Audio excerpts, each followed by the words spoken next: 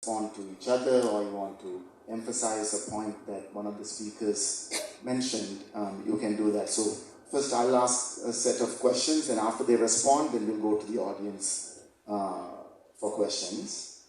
Shamla, you mentioned the kind of political culture in this country now, right? With the executive presidency, the undemocratic way in which this argument of an urgency, we need to push these various issues rapidly.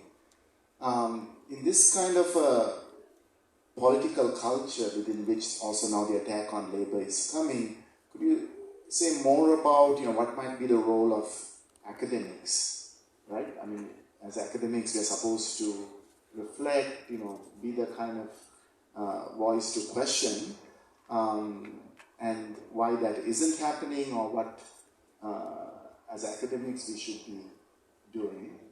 That's a question to Shamla. And, Kumar, I thought the point you made about this sort of attack on the protections of formal private sector workers, and how that is now, that's the first step towards then the attack on possibly public sector workers or the working people as a whole in terms of labor rights. But can you also, relates to what Shamla also said, can you connect it to what does this mean for our democracy, right? What implications this slide downward, starting with formal private sector workers, then the working people, the state sector workers, and so on, what that might mean for our democracy. And related, I think, Swastika, you talked about what this means for trade union work in the future, right? That already workers are illegally kept from joining unions. Now they're going to kind of legally make it so that workers, it becomes a barrier from workers joining unions. And what we saw last year, even with Aragalaya, the unions also played an important role, and what this means for human rights, for the same question to Kumar as well, for democracy in this country, because I think in a way the discussion around labor law reforms is pitched publicly. It's as a, also in another way, a kind of a technical subject that only is limited to a few people, but I think it has much more broader social implications, and for some reason the broader public is not as engaged, right? They are not seeing the dangers with what's happening here. So shall we start with Sharma? Huh? No, we take one round, and then you can also, if you want to emphasize any point that any of the other speakers did, or you can answer these questions. Thanks, Ahilan. So academics role. So I think it's quite clear that this has been a topic that has not really been discussed in universities for sure. And why is that? I think that's important because it's not just about this. There are certain other things also that have not been discussed. I think part of it is how universities themselves have been transforming, where there is less space for these kinds of questions to be asked or discussed. For instance, if you think about recent pushes from the government policy and then how they come to the universities, we are asked to create employable graduates. So that means that we are directly asking that our students be somehow pegged into the workforce in particular kinds of settings. This is not specifically, a lot of times it has a corporate kind of connotation. We are also asked to do research that can be commercialized. So again, it's about how our research can be used to, for business purposes. And we are asked to publish so that our university rankings go up. Often these are in foreign platforms which sometimes we don't even have access to. Our students, our populations don't have access to. And for whom the questions that are asked are not necessarily questions or problems that we as we in Sri Lanka, they are not our biggest problems. So in all of this you wonder where the people are, you know, our problems, our concerns, how much we reflect the issues that people have. But at the same time, I think we have to realize that we have an amazing structure in Sri Lanka because of the free education system. Unlike in other countries, our commitments, we are paid by the people of this country, and our policy is designed to work for the people of this country. So I think there needs to be an overall change in how we regard higher education. And we have to change it so that we are more responsive to the problems that people have. I think if we can do that also. We can do that by the way we engage with people and the way we, for example, during COVID, actually we continued to teach what we were teaching before without realizing that our students had changed, the context had changed, everything had changed. We just went on with our syllabuses, not only in universities but at schools as well. We need to change that, and I think that change has to come from us. We have to demand it in all our forums and to do things like this.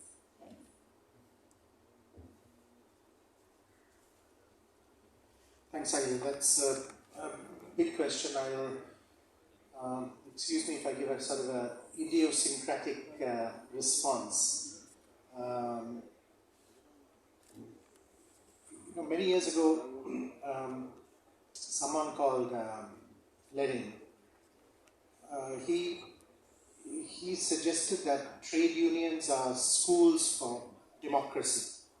What he meant was that in autocratic societies that had been unfree, these organizations provided workers with the first space, the first taste, the first actual experience of being able to speak freely, to come together as a collective, to frame demands, and then to contest these with employers.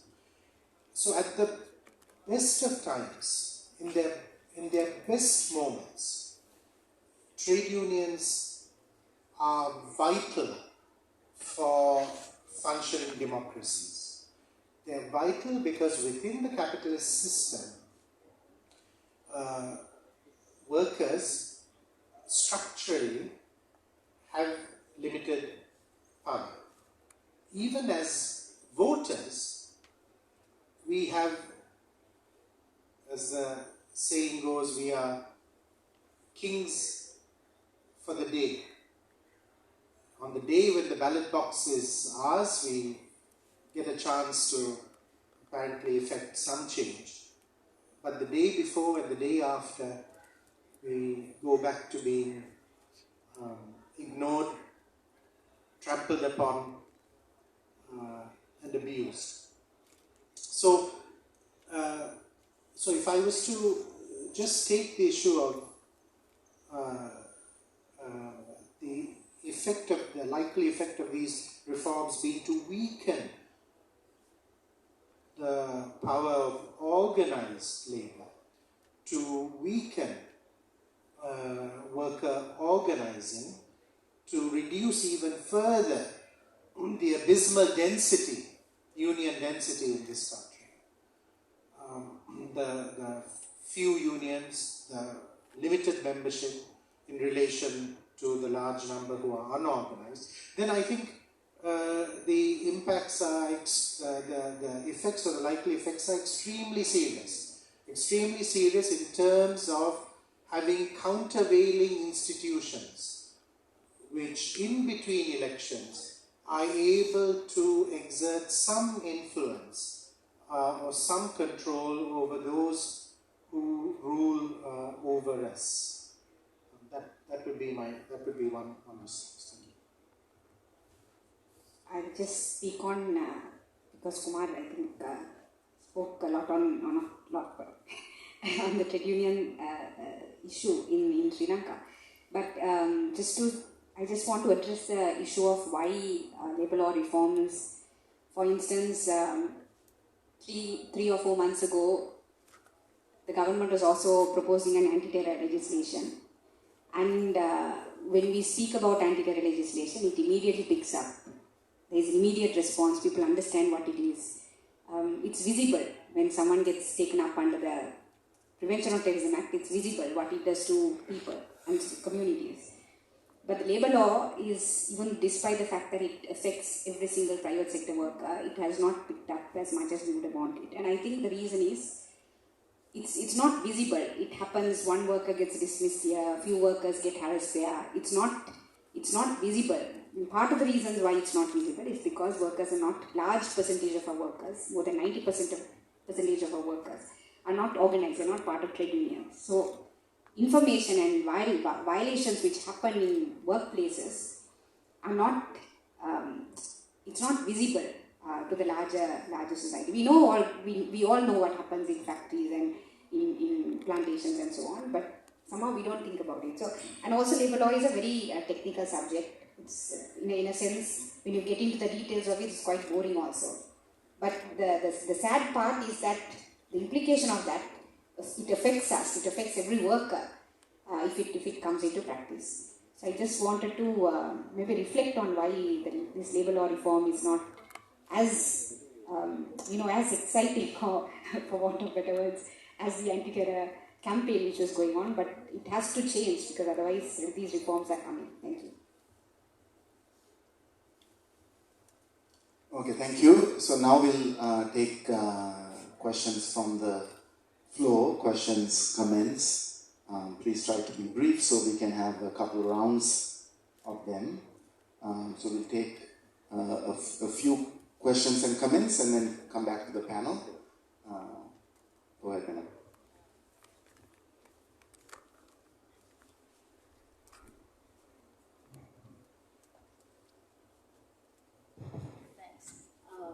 Shamala, you pointed out that this has not been, labour law is not been a sexy, interesting subject to study at the universities, but perhaps this is a start to look at, have we got an idea from comparative experiences of labour laws that have been compatible with human rights and protection of workers and also with capitalist development or development. And I think that is something that we should be investing in. I lived in Sweden for 10 years. I wish I had actually studied their labour law more. But I know that the trade unions were very, very powerful. In fact, every conference that we had, like a venue, like a building like this, used to be owned by the trade unions. They were big investors in property. They had the big asset base. So if and when they went on strike, they could actually support their workers for a long time. So they used the system in a way and also were able to protect their labour. Now, there weren't many strikes when I was there, but by that time they had a highly educated population, a far more egalitarian society. So the platform on which workers and management sat on and argued and discussed was far more equal, The workers were also very, very highly educated and skilled, they knew their worth. So the bargaining was far more egalitarian. But it's something worth studying. And of course people will say, we are not Sweden, we are not rich like them. But if you talk to Swedes who are, say, of an older generation, they remembered being poor. It was not a very wealthy country. It's not like Argentina during World War II. I mean, Sweden stayed out of wars, but they were a poor society. Many migrated to the US because there were no opportunities. So if you look at the historical evolution of their society in the UN, their workers, it is different. So it's something worth studying so that we have an idea of what we are positing when we talk of workers and labour rights, And Swastika also made the point that labour law was not sexy or something that captured the imagination.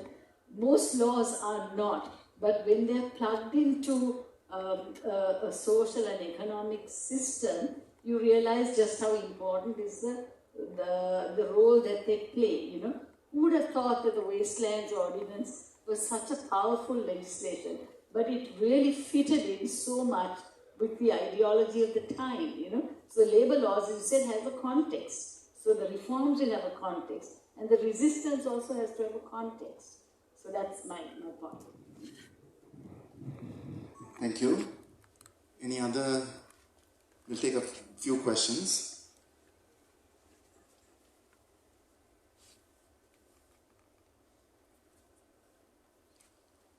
Yeah, Farah here.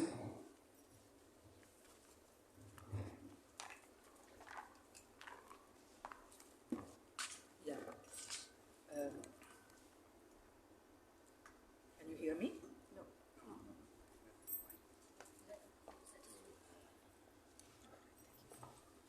Okay. I just have a question about. They don't have a draft, right? So, what is the likelihood? I mean, how much pressure is there for bringing this about, and what kinds of interventions can we make to, divert, distract, and where is it at? I'm finding it a little difficult to understand, because I think, there was also a discussion that, at a previous discussion, it came up that this did come up under the Yahapalana government as well, right? And that they had some draft at that time. So I'm just wondering what is the timeline that we are thinking about, even in relation to responses, and where and how will this come about?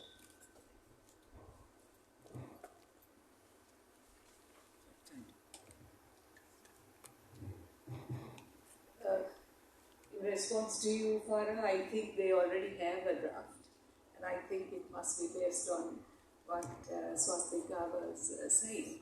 But the question to Swastika, about the trade unions. Now the minister said, wanted the trade unions to give their recommendations like they ask the employers. Now I hear that the trade unions, there is a split. There are some who are with the government, saying okay to the laws. So, what have you all done? Have you all got together and tried to do something, But I feel that there is already a law drafted to be just presented to Parliament soon.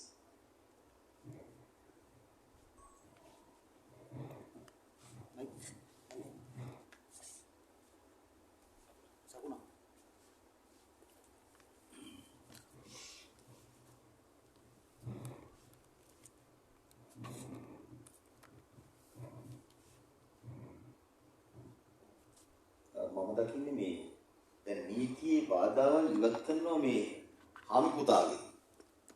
ඒකනේ මේ දැන් වැඩි වෙලා තියෙන්නේ. දැන් හාමුදුරුවෝත් වැඩි අරුබුදයක ඉන්නේ මේ වෙලාවේ. මොකද මේ විශාල වශයෙන් ලයිට් බිල්, වතුර බිල්, ටැක්ස් වැඩි. දැන් හාමුදුරුවෝගේ අර බඩපපු කැවුත්ත හූරගෙන කනවා මේ ආණ්ඩුව. එතකොට ආණ්ඩුව මානසික සහනයක් දෙන්න හදනවා. ඇමතිලවා මේ අර නීති බාධාවල් ඉවත් කරලා හාමුදුරුවෝට සතුටු වෙන විදිහට දෙනවා. දැන් මෙතන දේ තමයි දැන් ආණ්ඩුව තව එකක් කරනවා මේ අවුරුදු 18ට වැඩි අයට ටැක්ස් ෆයිල් එකක් ඕපන් කරනවා. ඒ වගේම අධ්‍යාපනයේ කප්පාදු කරනවා. දැන් අධ්‍යාපනයේ කප්පාදු කරාම වෙන්නේ නිදහස් අධ්‍යාපනය වුණාම සුදුසුකමක් නැති මිනිස්සෙක් තමයි බිහි වෙන්නේ.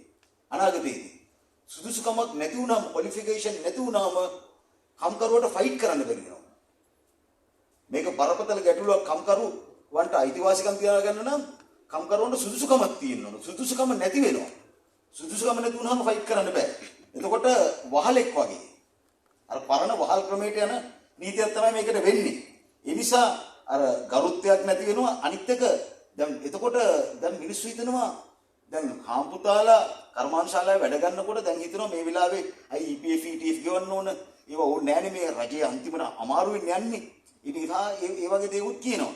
ඉතින් මම කියන්නේ මේ දැන් කොන්ත්‍රාත් පදනමෙන් දැන් ගොඩක් දෙනා වැඩ කරන්නේ. කොන්ත්‍රාත් පදනමෙන් වැඩ කරාම කිසිම උවමනාවක් නැහැ. ඒ කොන්ත්‍රාත් පදනම වැඩි කරගනිමින් යන වැඩපිළිවෙලකුත් මේක ක්‍රියාත්මක වෙනවා කියන එක තමයි මම දකින්නේ. අනිත් එක ඉතින් මේ කම්කරු නීති මෙහෙම ක්‍රියාත්මක කරත් අද ලෝකයේ තියෙන විශාලම දැන් කම්කරුවන්ටත් වඩා කම්කරුවෝ වගේම හාම්පුතාලත් දැන් මේ සෑහෙන ප්‍රශ්න තියෙනවා ඒගොල්ලන්ට. මේ ප්‍රශ්න කෙරෙත් ඔයගොල්ලෝ මෙදියත් වෙනවා. මොකද මේ කම්කරුවා විතරක් ඉඳලා හරියන්නේ නැහැ නේ. දැන් මේ කම්කරුවාගේ අයිතිවාසිකම් දිනා ගන්නවා වගේම හාම්පුතාගේ අයිතිවාසිකම් මේක අර give and take කියලා තියෙනවනේ. එහෙම නැති වුණොත් මේක බෑ කරන්න කියන එක තමයි මගේ මතේ තියෙන්නේ.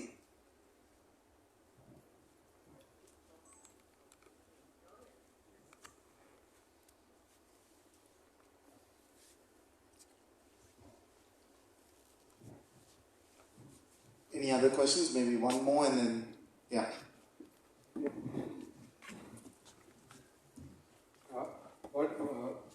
What about our international obligations on labor laws? We are a party to the International Covenant on Economic and Social Rights, and there is the principle of non-aggression, which is also known as non-retrogression in human rights law, which is central to our the state's obligations, implementation of the obligations of progressive restriction of progressive realization rather of economic and social rights.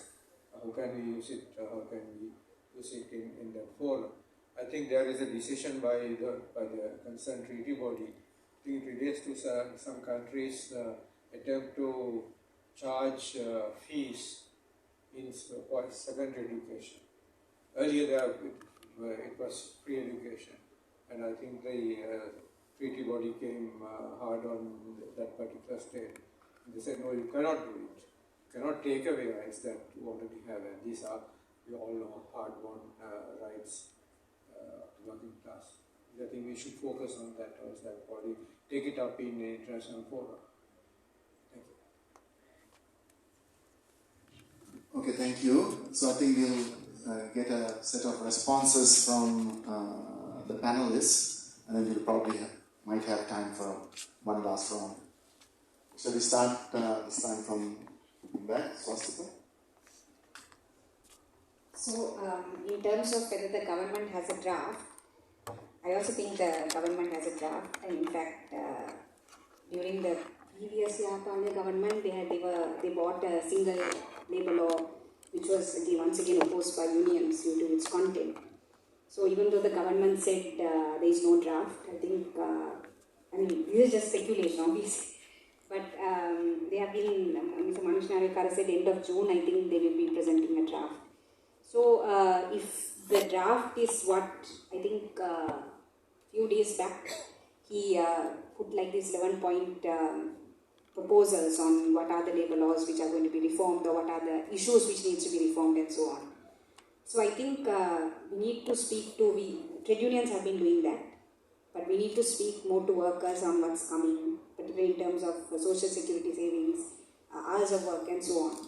And it will be good, it will be really powerful if academics and professionals get on board, even though many of the professionals feel that these laws don't affect them, but eventually it will come to them. Now it's the factory worker, then it will come to the professionals. So it will be powerful if teachers and professionals come together also on this campaign to oppose the proposals that at least we know what are being pushed by the employers. In terms of the split between the unions, unions has always been a split between the unions, particularly unions which are affiliated to the government and the government political parties and so on. So some of them have been not opposing, I won't say supporting, but not opposing the labor law reform. But there has been other unions who did participate in the consultation for the sole purpose of telling the minister this is a bad idea. So those unions also, the minister is trying to say, no, they participated in the consultation and so on. But if there is a YouTube platform, so if you see the videos, they're basically going and saying this is a bad idea. But of course, there are few unions which are affiliated to the government or to some mainstream political parties which are not opposing some of these reforms, only pushing for things which affect their unions. For instance, some of the unions want to have a mandatory check-off because it's currently affecting their union. So things like that. So of course there's a split, but in terms of many other unions which have been collectively opposing this labour law reform, we have come together, we are working together, and we are opposing what the government is doing in terms of labour law reform. So that's happening on one side, while some of the unions are supporting the labour law reform also. මේ හාම්පුතුගේ ප්‍රශ්න වගේ සිංහ ගොඩක් හොඳ නෑ. ඒ හාම්පුතුගේ ප්‍රශ්න ගැන අහුවේ ලාල්ට මතකයි මම හිතනවා කොවිඩ් වසංගත කාලය තුළ හාම්පුතු අපිට යුනියන්ස් ඇවිල්ලා අඩුවා. අපිට මේ වැඩක් මේ අපිට බිස්නස් නෑ කියලා ගොඩක් මේ National Labour Advisory Council ඇතුළ ඒගොල්ලන් අඩුවා. මේක අපිට බිස්නස් නෑ සල්ලි නෑ මේ වගේ කියලා කිව්වා. එතකොට යුනියන්ස් මොකද කරේ? ඒ කාලය ඇතුළ වර්කර්ස්ට පඩි නෑ. හරියට පඩි නෑ. හරිද 20,000 30,000 තමයි පඩිය. ඒත් යුනියන්ස් බිස්නස් ආරක්ෂා කරන්න ඕනේ. ඒ හේතුව නිසා යුනියන්ස් එකතු වෙලා එකඟෝනේ අපි මේ සමහර වර්කර්ස්ගේ පඩිය භාගයට අපි හම්පුතුට දෙන්න පුළුවන් කියලා. ඒ කාලය ඇතුළ මාස ඉස්සර මාස 3 කියලා කිව්වා. ඊට පස්සේ මාස 6 ඊට පස්සේ කම්පැනි උත්සාහ කරා ඒක දිගට අරගෙන යන්න ඕනේ කියලා. එතකොට ඒ වාගේ ප්‍රශ්න කාලය ඇතුළ උද්‍ය සමිතිය workers හම්පුතුට උදව් කරලා තියෙනවා. ඒත් මේ දැන් අපි මේ ක්‍රයිසිස් ඇතුළ ඉන්නවා. ඉකොනොමික් ක්‍රයිසිස් ඇතුළ ඉන්නවා. ඉකොනොමික් ක්‍රයිසිස් කාලය ඇතුළ හම්පුතු අපිට මොකද කරන්නේ? සේවකයෝට ෆෝස් කරලා ටර්මිනේෂන් කරනවා, ඩිස්මිස් කරනවා. හරියට කොම්පන්සේෂන් දෙන්න නැතුව ඩිස්මිස් කරනවා. ඊට පස්සේ දැන් මොකද කරන්නේ? හම්පුතු වර්කර්ස් කම්කරු තමයි මේ ක්‍රයිසිස්ට ප්‍රශ්න වාගේ දැන් ඒගොල්ලන් මේ කම්කරු නීතිව ඒගොල්ලන්ගේ වාසියට වෙනස් කරන්න උත්සාහ කරනවා. එතකොට අපි ඒගොල්ලන් ප්‍රශ්න ඇතුළේ ඉන්නකොට අපි උදව් කරා. දැන් මේ සේවකයෝ ප්‍රශ්න ඇතුළේ ඉන්නකොට පඩි නෑ, කන්න කෑම නෑ, සල්ලි නෑ. ඒ වගේ ප්‍රශ්න ඇතුළේ කම්කරු ඉන්නකොට මේගොල්ලන් මේ අද්භුත මේ ක්‍රයිසිස් එක පාවිච්චි කරලා ලේබර් ලෝස් එක මාරු කරන්න උත්සාහ කරනවා. එතකොට ඒක තමයි මම ඔයාගේ ප්‍රශ්නෙට උත්තර දෙන්න උත්සාහ කරා. මගේ සිංහල ගොඩක් වෙන්නේ. And the other thing is, in terms of why labour laws are not picking up, I think I have addressed that. Thank you.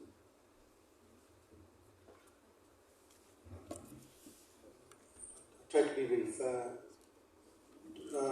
Dr. Sakuldal Hadakaman asked about models that we might wish to advocate for here in Sri Lanka. So one difficulty, of course, is that what we are experiencing, what's on the cards for us here, is that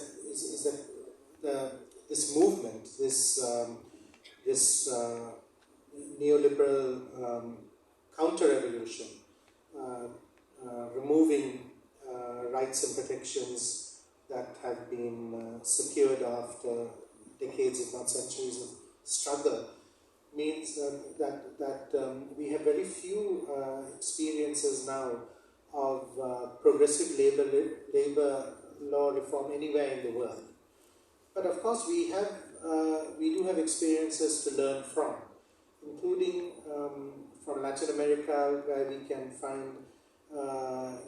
greater success with formalizing informal workers, formalizing them by giving them access to, making them eligible for social security protection or benefits. This is true not only for domestic workers, but also for self-employed, street vendors and so on.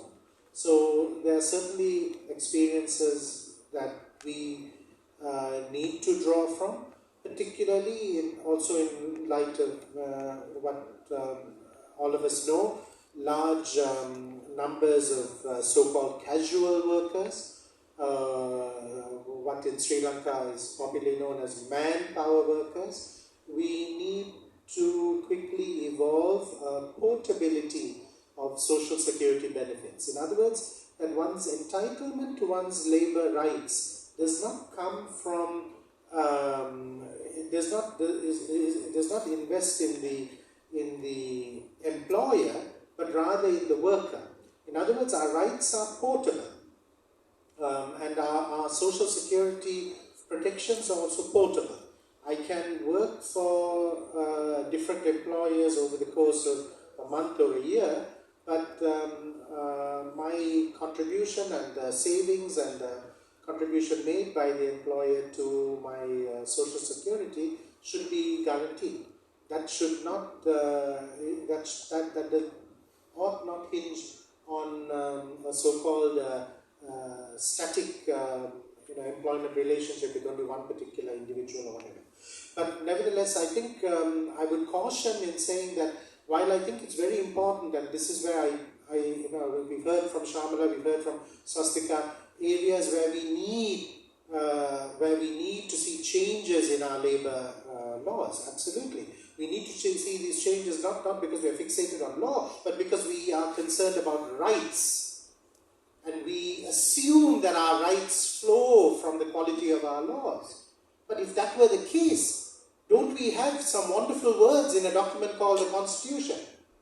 Some wonderful words, including everyone has the right to form and join a trade union. Fundamental right.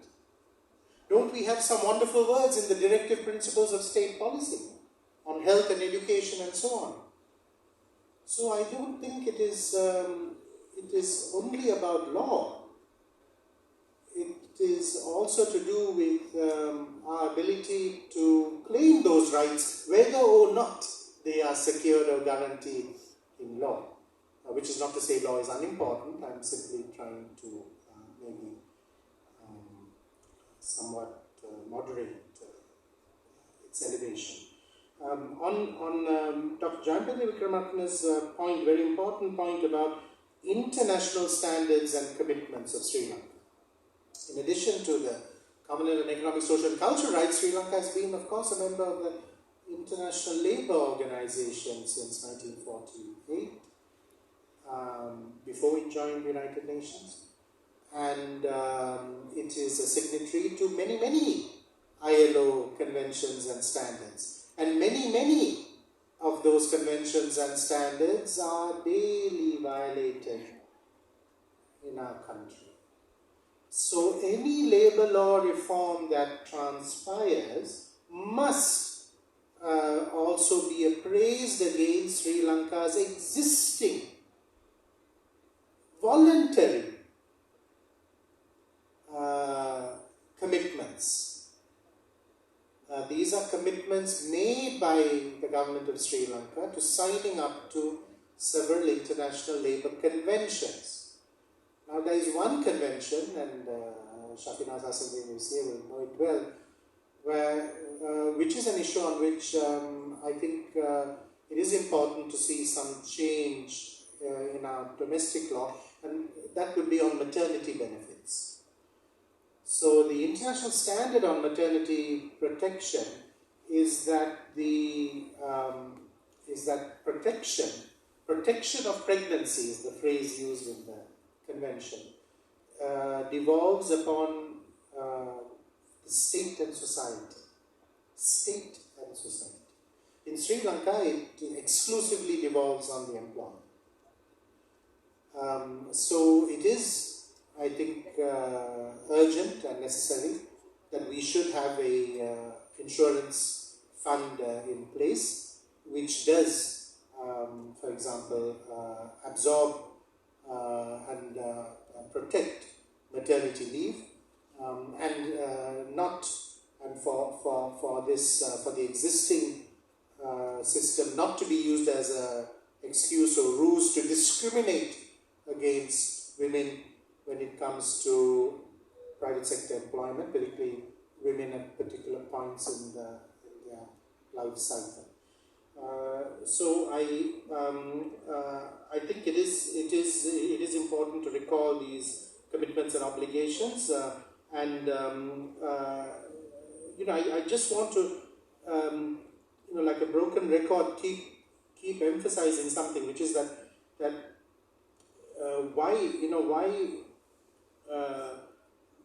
what else is going on here with labour law reform, because it's very clear that we have laws which are violated. We have laws which are apparently administratively relaxed.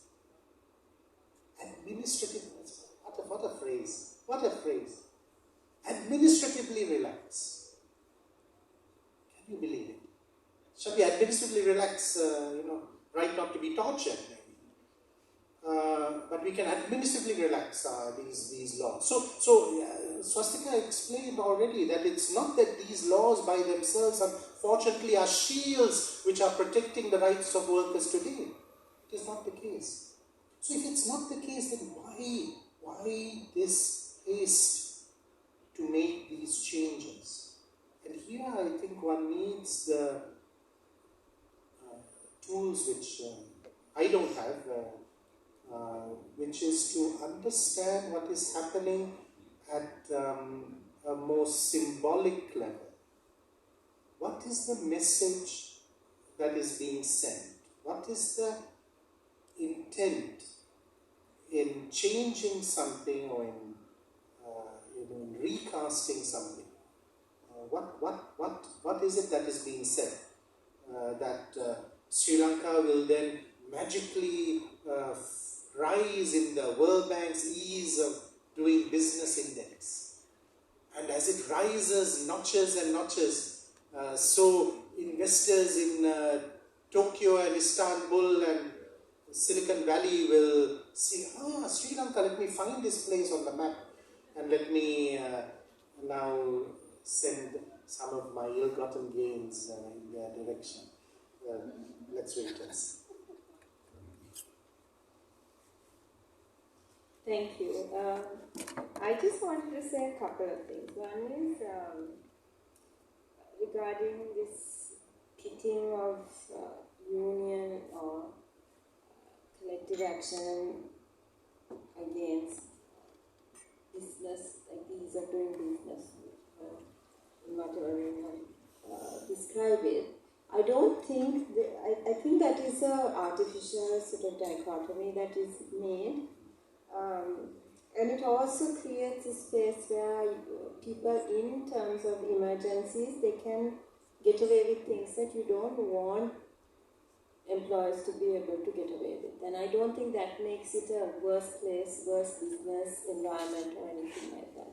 So there's this one study in which they look at Chinese workers who are living and working in remote areas, and how they are also government workers, and how they function. And in that context, because there is no reason to be concerned about whether workers will be available, they have to work large stretches of hours until that what do you call whatever the target is met. So they continue to work over day and night until the target is met.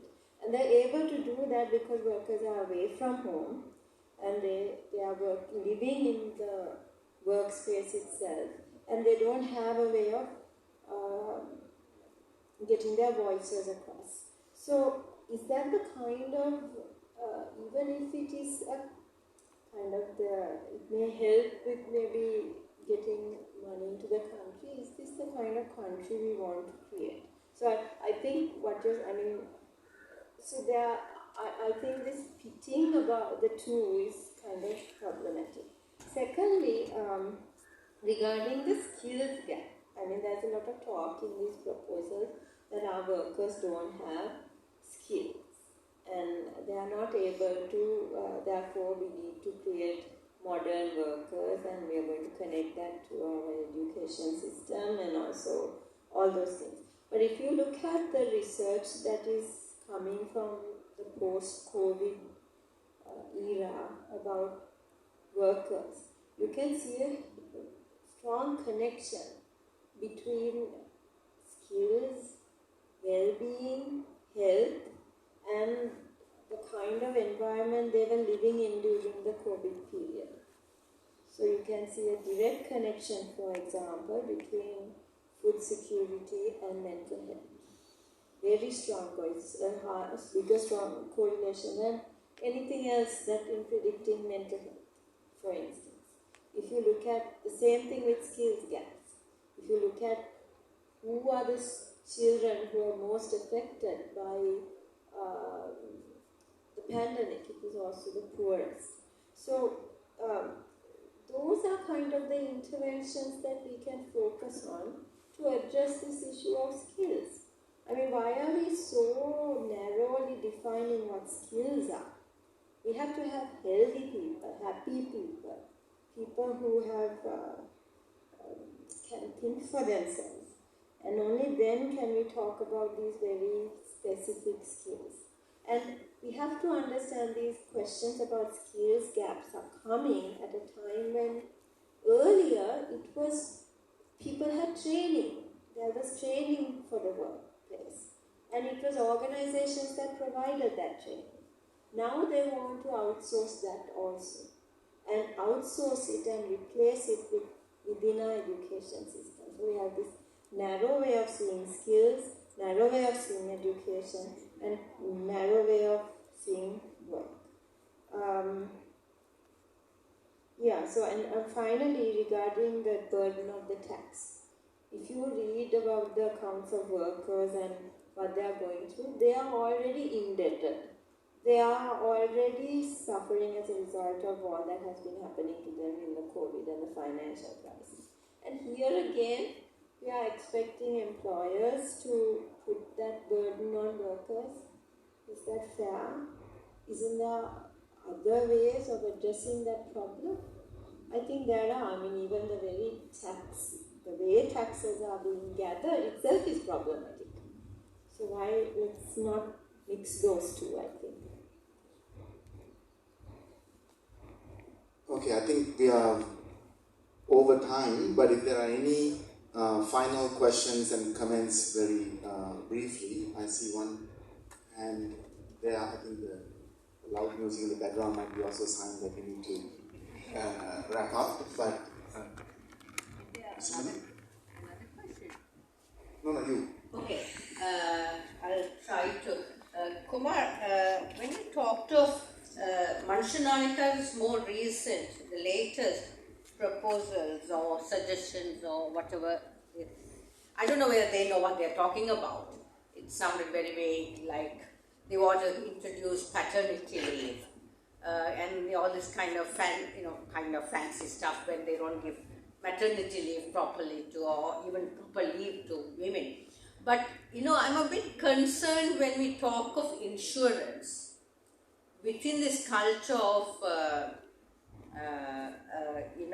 the shared burden of of social protection by the employer and society, because it is the move toward casualization. It gives the rationale for casualization of formal labor, and I'm wondering whether we also need to then, I don't have an answer, but I'm asking, because obviously we need protection for the large informal sector. So that is there. But when formal labor is being heavily and rapidly casualized, and then there's talk of insurance, and then is that taking away part of the burden from the employer and placing it distributing among the people, which is like the ordinary people. So, because we also have this experience of insurance for students and things like that, which are part of privatization, right? I mean, the privatization of health, for instance. So, that's my question. Any other quick points? Otherwise, we'll give the panel a final round of comments and we will be closing up.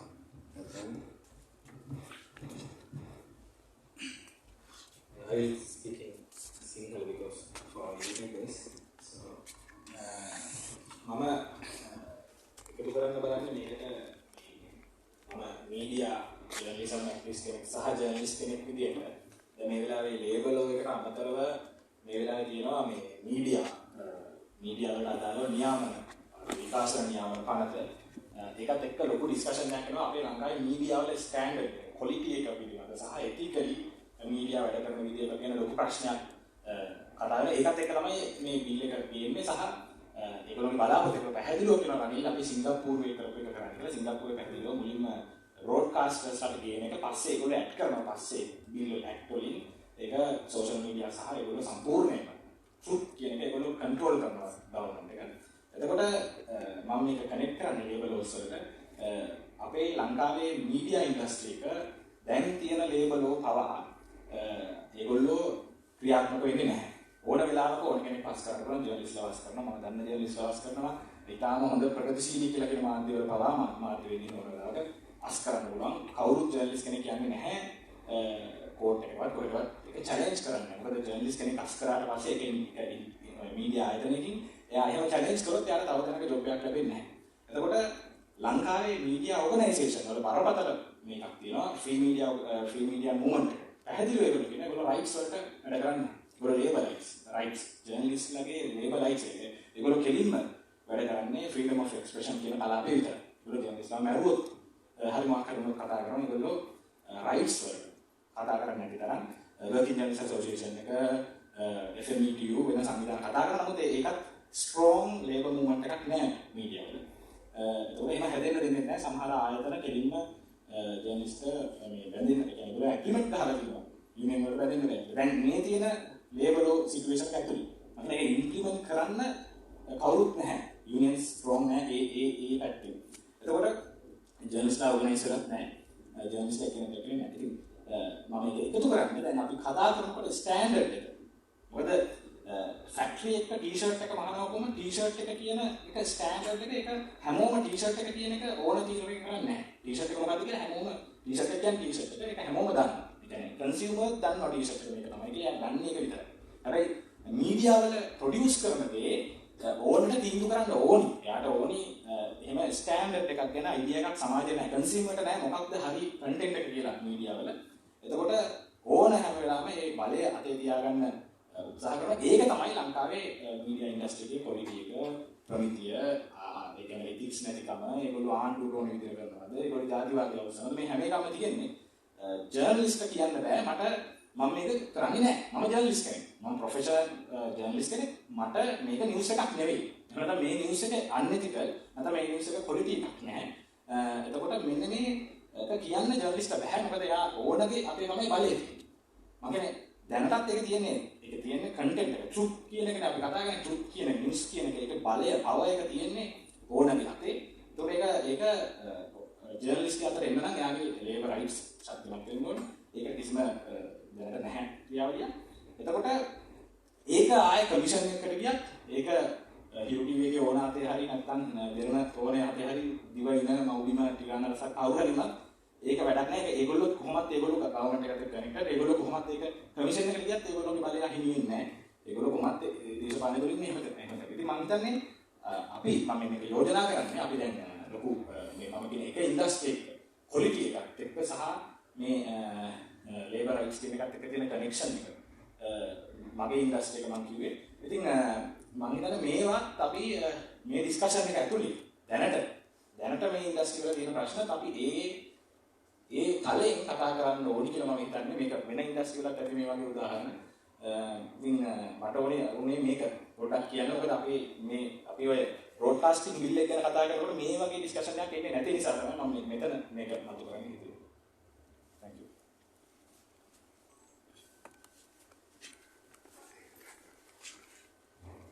So now we should wrap up in the next 5-10 minutes. So what I'm going to do is ask each panelist to just maybe respond to the last two questions and also any final thoughts. And then we'll end with also Nicola with any final thoughts she has. I mean, I want to just put something on the table as well. What we are seeing now, why now these labor law reforms? I think what we didn't have time to look at is the broader context in the country, the kind of straitjacket of the IMF into which our economy has been placed. Shamala mentioned that even a World Bank study says 500,000 jobs have been lost. Yesterday there was I think a parliamentary subcommittee that said 1 million jobs in the construction industry have been lost. the high interest rates, I mean, the data that came up from on GDP growth, the first quarter of this year, our economy again contracted by 11.5%. Our industrial sector contracted by 25%. So the economy is in free fall, and it is in this context that they also want to bring about labor law reform. So what we are seeing is cutthroat competition also within the business community, where it is almost cannibalistic. Companies are trying to eat each other and the employees. It's that kind of environment in which where the priority should be giving relief to the working people in this country, but this law, like the bill that Tarindu mentioned for media, all these laws are coming, and one is related to the other. I think the Anti-Terrorism Act. All of these are coming at a moment when our country is collapsing, and how we are going to come out at the end of this is a real big question in front of all of us. I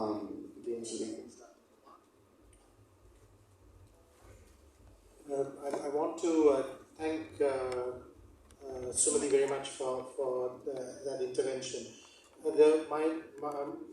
It is a half-baked as well point, but just within the framework of this particular ILO convention, and so this is not a general endorsement of insurance in place for employer contributions, but when it comes to the maternity protection convention, the ILO's one, the options that are given, I only mentioned one, is public funds or social insurance. So public funds, I think that's definitely the area we should be looking at, particularly when it comes to low-wage workers who, from whom it is simply unrealistic to assume that they're going to have any surplus left over for them to put aside into an insurance fund. But public funds means that we need to have a progressive system of taxation.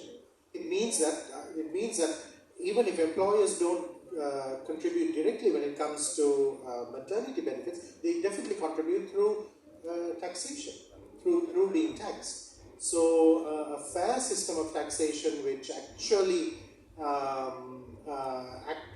resources our public services in a situation in which we know very well where the skewed nature of public spending, the elephant in the room which nobody wishes to talk about, of the military budget, so all of these, so certainly I think it has to be in that context. Secondly, I just want to make a comment on the what we have seen in the media. 2 days ago, the Labour Minister released a so-called summary of labour law reforms. Now, in my view, and I agree with the view from the flow expressed by Shafinaz that I do believe there is a draft. What we have,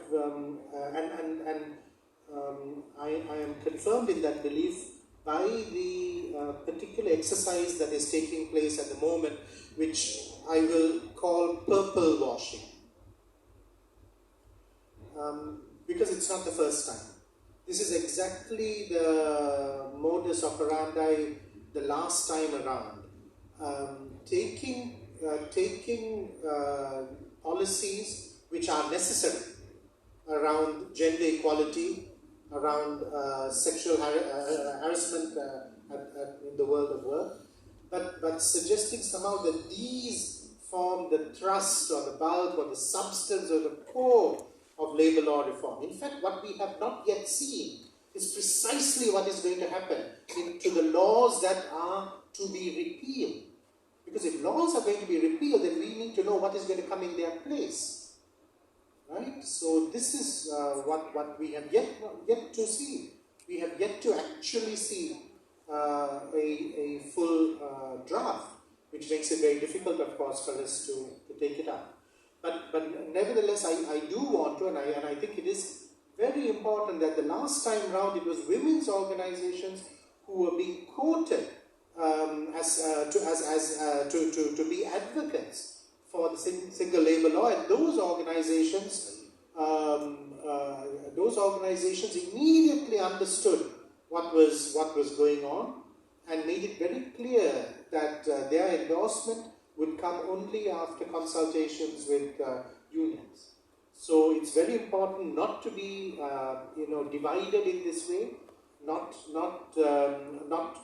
for this, and that the different movements work very closely together and have a shared understanding, while of course standing for gender justice, for social change. And finally, what I want to say, and I want to pick up on something that Shamala said in her opening remarks. I think that this parliament needs to understand that it does not reflect the will of the people of Sri Lanka. This parliament is not an expression of the current politics and views of the people of Sri Lanka. Therefore, it is illegitimate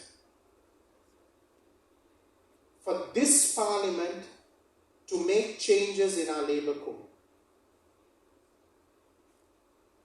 Elections have to be called.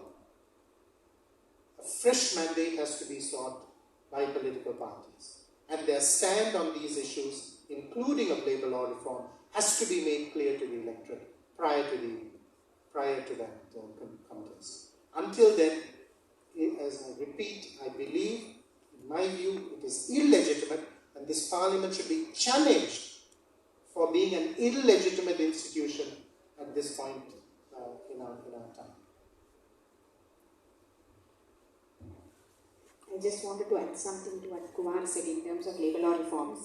So when the minister called for consultations of unions, initially called the former National Labour Advisory Council unions, and many of the unions decided after the first participating in the first meeting, decided not to go forward with this consultation.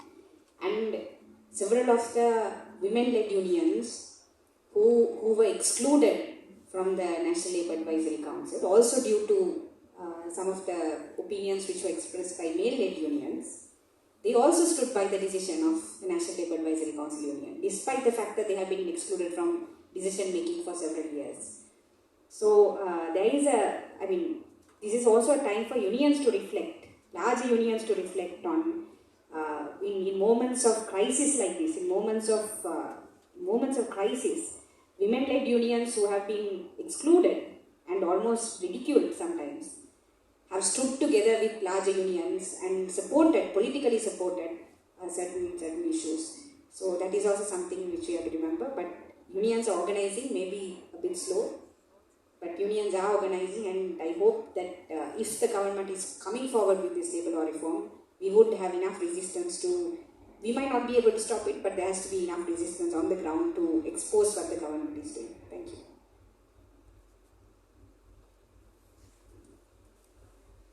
I have 2 points. One is I think that we should not be discussing these alternative labour laws or the specifics of it, because we know exactly where it is coming from and why it is happening at this moment.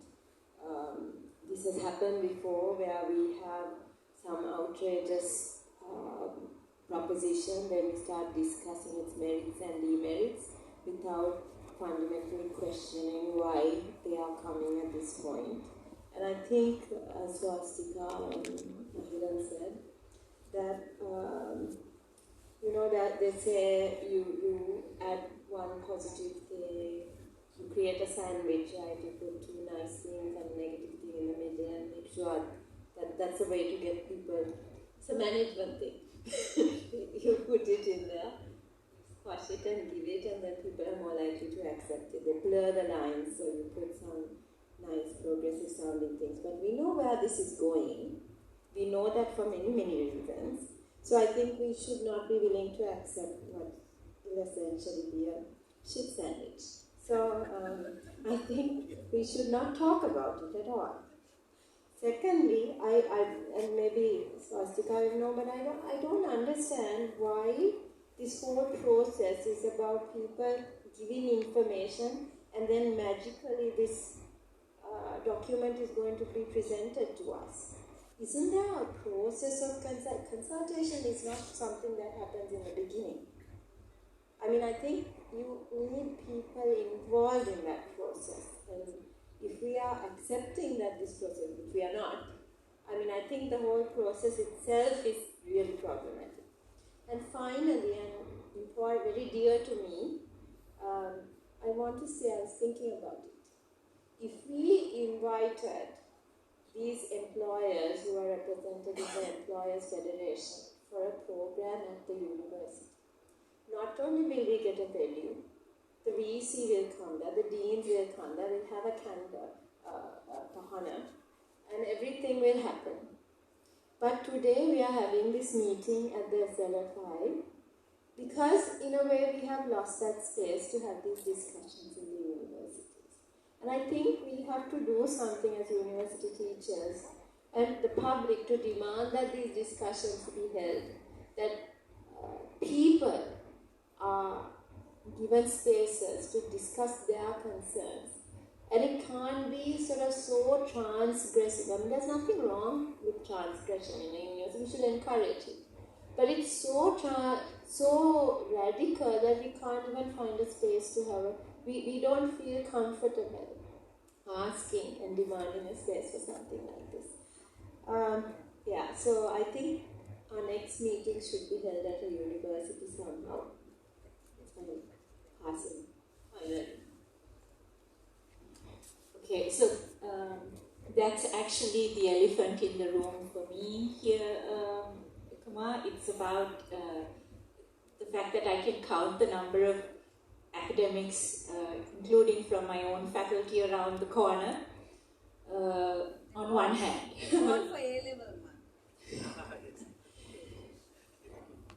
Yeah. I guess what strikes me here is the question of, to pick up on something that was that Aylan asked first about what is the role of academics in a crisis like this, at a moment like this. I'd also like to hark back to the protests last year. Was it last year? Well, you know, every month there seems to be more turbulence and another crisis, so that things become the past very fast. Essentially what we saw was people reacting collectively because we were all hurt by the fuel crisis, by the energy crisis, by the queues, by the shortages of essential items. But I guess what I realize the more that I listen to people talk about this issue is that the question of political accountability, the question of Swastika saying how employees in the private sector are fearful of forming a union, or the questions of how students in my class are unable to afford meals, regular meals every day. All of these things are actually connected, and the question of, you know, we ask, why is this not a sexy issue? Why does this not resonate with enough people? Why aren't there more people in this room? I hope eventually that we come to see that these are not isolated things. This is not an isolated question of that affects employees under the Shop and Office Act only. We need to maybe start thinking as more of a collective, as citizens, as people who are part of something here. Yeah. Okay. And as I said, as Shamla was saying, maybe we should hold this discussion, claim a space in the university next time. Okay. So, as a reward for being here, please collect a card from Vishika or Shafia in the back, and there's tea outside. Okay. Thank you very much. Bye. A card.